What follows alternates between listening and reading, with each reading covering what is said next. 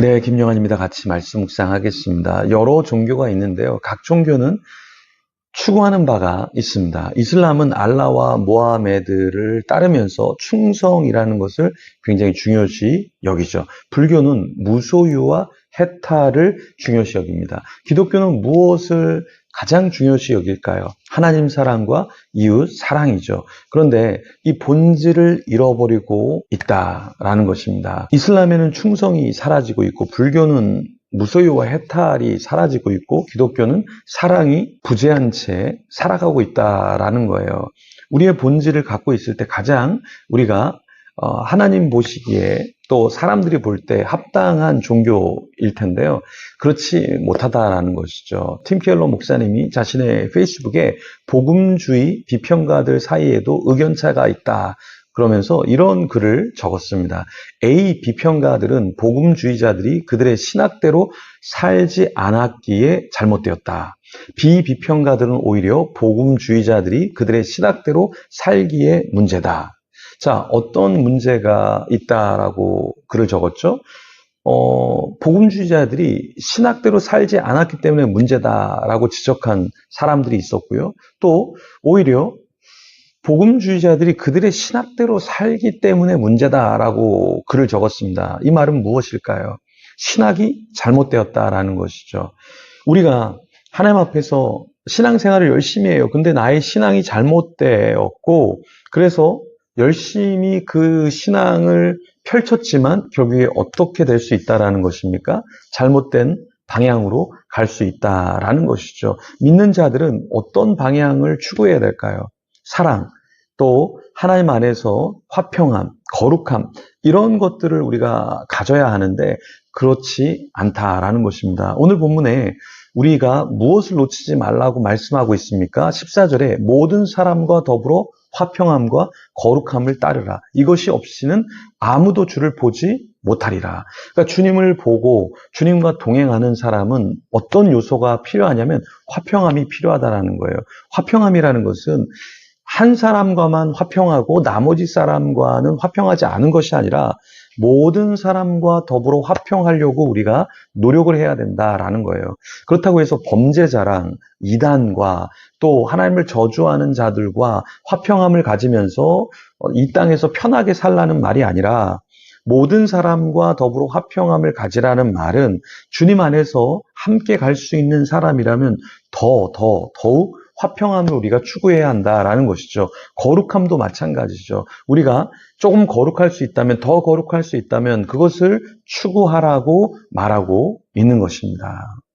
자, 주님은 우리에게 원하시는 것이 화평함과 거룩함이잖아요. 그러면 이 가운데서 굉장히 중요한 핵심 단어가 무엇이냐면 화평이라는 단어, 헬라어로 에이레네라는 단어인데요. 이것은 단순히 전쟁이 없는 상태가 아니라 외적 평화만을 의미하는 것이 아니라 내적인 평화도 의미한다라는 거예요. 사람과 사람 사이, 공동체와 공동체 사이, 하나님과 인간 사이에 유지되는 조화, 화합, 화평, 이런 것을 우리가 추구해야 한다라는 것입니다. 그런데 요즘에는 이 에이레네가 우리 공동체 안에서, 우리 사회 안에서 보기가 굉장히 쉽지 않죠. 어떠한 정치색으로 하나가 되고 정치색이 다르면 공격을 합니다. 어떠한 방향성을 갖고 있는데 이익, 유익, 자신들이 추구하는 그러한 축복을 위해서 결국에 사람들은 어떻게 합니까? 편을 가르고 자신들이 더 낫다라고 생각하면서 살아가죠. 근데 하나님이 보실 때는 이런 모습이 어떨까요? 분쟁이 없는 상태여야 하는데 우리는 같은 하나님을 믿으면서도 서로 분쟁하고 서로 다투고 관계의 회복을 멀리하고 살아가고 있지는 않습니까? 또 여기서 중요한 단어는 거룩이라는 단어인데요. 하기오스.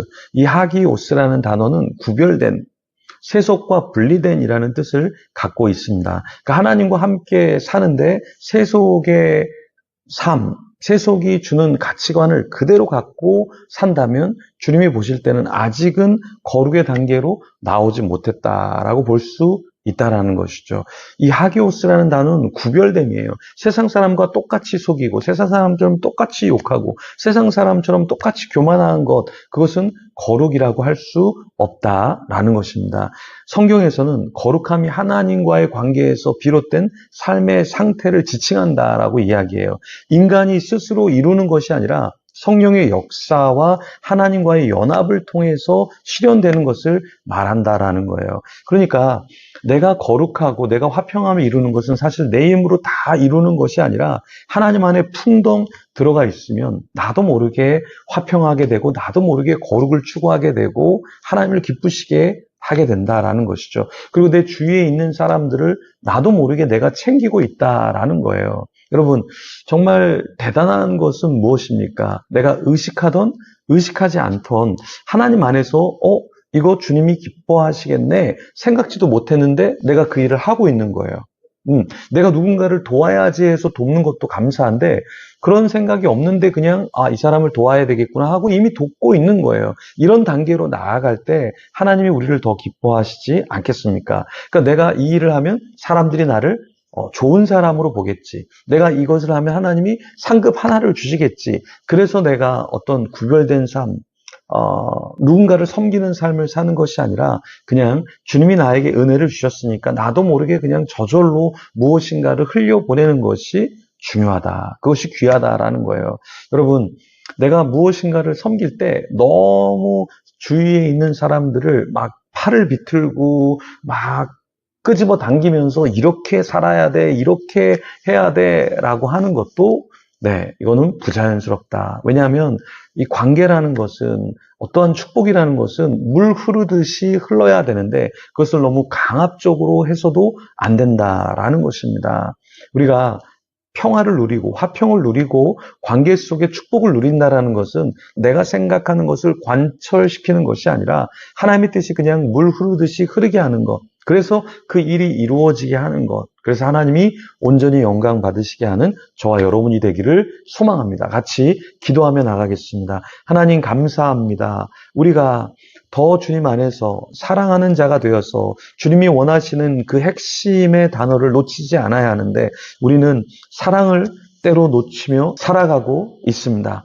또 우리 안에 화평과 거룩함이 있어야 되는데 나의 힘으로는 그것을 이룰 수 없음을 고백합니다. 주님이 힘 주셔서 은혜 주셔서 내 말과 나의 삶에서 그 화평과 거룩함이 묻어져 나가게 하여 주시고 멀리 멀리 퍼져나가게 역사하여 주시옵소서. 공동체 안에서 만나는 사람 가운데 하나님의 마음을 흘려보내고 하나님을 더 전하는 자가 되게 하여 주시옵소서. 하나님 감사합니다. 오늘도 말씀으로 깨우쳐 주시니 감사합니다. 억지로가 아니라 나의 생각을 관철시키는 것이 아니라 물 흐르듯이 흘러가게 하여 주시고 하나님께 온전한 영광을 돌리게 하여 주시옵소서. 감사합니다. 예수님 이름으로 기도드립니다.